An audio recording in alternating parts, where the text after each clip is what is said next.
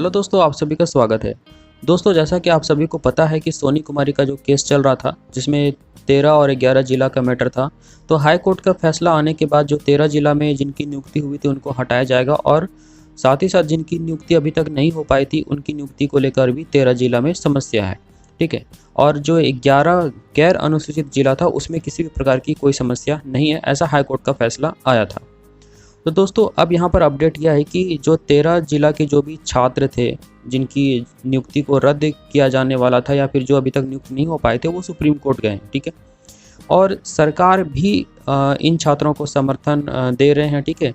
तो हम इसी पर आज एक बात करने वाले हैं और यहाँ पे आपको मैं बता दूं मैन कि जितने भी छात्र जो भी नियुक्त नहीं हो पाए थे या फिर जिनकी नियुक्ति थी अभी तक 13 जिला में, उनको अब हटाए जाने की पॉसिबिलिटी कम है और हो सकता है कि सभी को ज्वाइन करवा दिया जाएगा। इसके पीछे एक ठोस वजह है, मैं उस ठोस वजह को ही आपको बताने वाला हूं। दोस्तों, चैनल पर अगर आप फर्स्ट टाइम विजिट किए हैं तो सब्सक्राइब करके बेल आइकन दबा लीजिएगा, क्योंकि यहाँ पे सारे जो भी शिक्षा से संबंधित अपडेट होता है, जो भी इम्पोर्टेंट होता है आपके लिए, वो हम लाते रहते हैं। तो जल्दी से सब्सक्राइब करके बेल आइकन दबा लीजिए ताकि आपको हर एक शिक्षा का अपडेट मिलता रहे। तो चलिए शुरू करते हैं, आज का क्या इशू है। दोस्तों, जितने भी छात्र अभी तक शिक्षक के लिए ज्वाइन कर चुके थे, इनमें उनकी कोई गलती नहीं है। ठीक है। ऐसा तो आप सभी जानते हैं, क्योंकि इसमें सरकार की जो नियोजन नीति थी, छात्र ने एग्ज़ाम क्वालिफाई किया, उसके बाद उन्होंने जो भी सिलेक्शन क्राइटेरिया होता है उनको फुलफिल किया और उन्होंने ज्वाइन किया, या फिर जिनकी ज्वाइनिंग नहीं हुई वो भी ज्वाइन करना चाहते हैं। ठीक है, ये उनका हक है। तो दोस्तों, यहाँ पे सोनी कुमारी का जो केस था, इसको लेकर अब ये समस्या हो गया कि 13 जिला का जो था उसमें सबको अब हटाया जाएगा। 13 जिला में जिन्होंने भी शिक्षक में नियुक्ति पा लिया था और जिनकी नियुक्ति नहीं हुई थी अब उनकी नियुक्ति नहीं हो पाएगी। लेकिन 11 जिला के साथ ऐसा कंडीशन नहीं है। तो दोस्तों, यहाँ पे अब बहुत सारे छात्र ऐसे हैं जिन्होंने कि दूसरा नौकरी छोड़ करके इस नौकरी को ज्वाइन किया है। ठीक है। तब उनके साथ समस्या आ रही है। ऑब्वियस है कि समस्या आना ही है, क्योंकि बहुत सारे छात्र हैं जो ऑलरेडी कहीं पर वेल सेटल्ड थे और वहाँ से छोड़ कर के वो यहाँ पर आए हुए हैं। तो दोस्तों, इसमें छात्रों की कोई गलती है ही नहीं।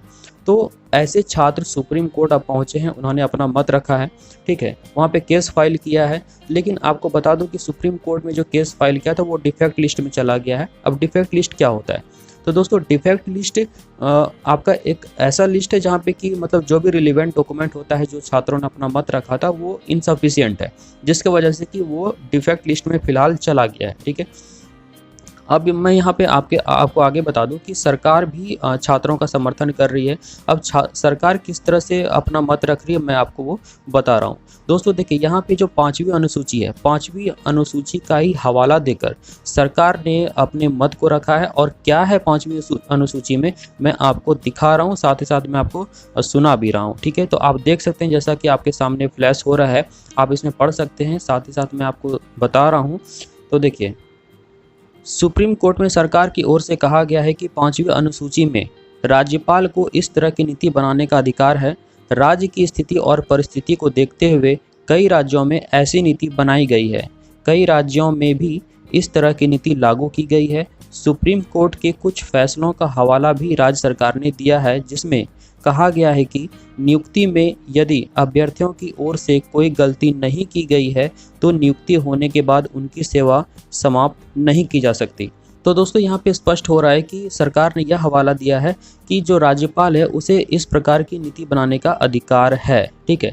तो राज्य का स्थिति, यहाँ पर परिस्थिति को देखते हुए इस तरह का नीति जो राज्यपाल बना सकती है। तो अब दोस्तों, यहाँ पे बात ये आ जाता है कि जब राज्यपाल को ये पावर है बनाने का, तो यहाँ पे जो अब राज्य सरकार जो भी नियोजन नीति लाई थी, तो फिलहाल अभी जो सिचुएशन है उसको देखते हुए किसी को भी नहीं भी हटाया जा सकता है और सभी को ज्वाइनिंग करवाया जा सकता है। ठीक है। अब देखिए, यहाँ पे थोड़ा बात ये भी आ जाता है कि ठीक है, पॉसिबिलिटी है कि 90% सबको अगेन ज्वाइनिंग करवा दिया जाए और जो हाई कोर्ट का जो फैसला था उसको अब निरस्त किया जा सकता है सुप्रीम कोर्ट के द्वारा। ठीक है। तो दोस्तों, यही वजह है जिसकी वजह से मैं आपको बता रहा था कि जितने भी शिक्षक जिनकी नियुक्ति नहीं हो पाई थी, ठीक है, वो भी अब नियुक्त होंगे। साथ ही साथ जो 13 जिला में जिनकी नियुक्ति ऑलरेडी हो चुकी थी वो नहीं हटेंगे। ठीक है। यानी कि सभी की ज्वाइनिंग हो सकती है। तो ये 90% पॉसिबिलिटी है। ठीक है। और आपको क्या लगता है, आप लोग भी जरूर कमेंट में बताइएगा। तो दोस्तों, आगे जो भी रिजल्ट होगा उसको हम आपको ज़रूर बताएंगे। ठीक है। तो मिलते हैं अगले अपडेट के साथ। आप सभी खुश रहिए। ठीक है, चैनल पर अगर फर्स्ट टाइम विजिट किए तो सब्सक्राइब करके बेल आइकन जरूर दबा लीजिएगा, क्योंकि अगला अपडेट जैसे लाएं आपको सबसे पहले इन्फॉर्मेशन मिल जाए।